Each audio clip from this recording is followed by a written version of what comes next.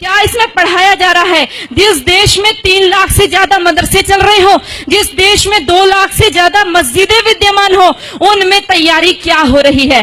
दिन रात बोल रहे ला इलाहा इल्लल्लाह, 5 बार बोलते हैं, 5 बार नमाज पढ़ी जाती है और शुरुआत इसी से करते हैं कि कोई नहीं है, ला माने नहीं है कोई भी अल्लाह के जैसा, और मोहम्मदुर रसूलुल्लाह अर्थात मोहम्मद ही उस अल्लाह का रसूल है। इन 2 के अलावा और किसी को हम पूजेंगे नहीं, मानेंगे नहीं।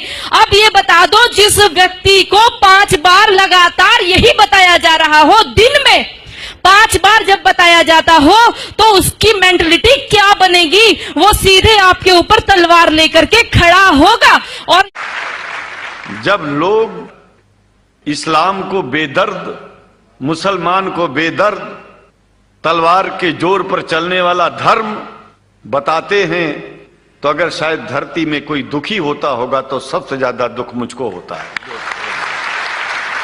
ये न सच्चाई है और न कभी ये सच्चाई हो सकती है। जिस इस्लाम ने पहला कलमा ही कुरान शरीफ का ये बताता है कि नहीं है इबादत के काबिल सिवाय परमात्मा के और कोई, ला इलाहा इल्लल्लाह मोहम्मद रसूल अल्लाह। भला आप बताइए, वेदों का रस निचोड़ करके मोहम्मद साहब ने परमात्मा की इबादत करके परमात्मा के पैगाम को एक ही कलमे में दे दिया। इससे बड़ा ग्रंथ दुनिया में और क्या हो सकता है? इस्लाम की बुनियाद है ला इलाहा इल्लल्लाह, परमेश्वर के अलावा कोई पूज्य नहीं, अल्लाह के अलावा कोई पूज्य नहीं है।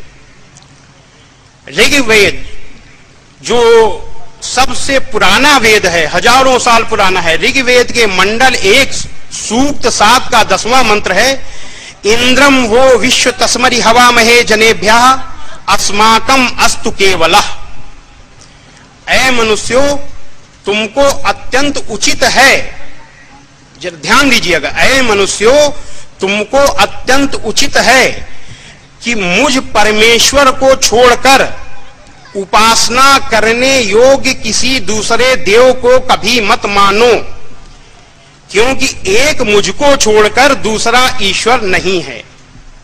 इसका संक्षेप हुआ, परमेश्वर के अलावा कोई पूज्य नहीं है। यही है ला इलाहा इल्लल्लाह।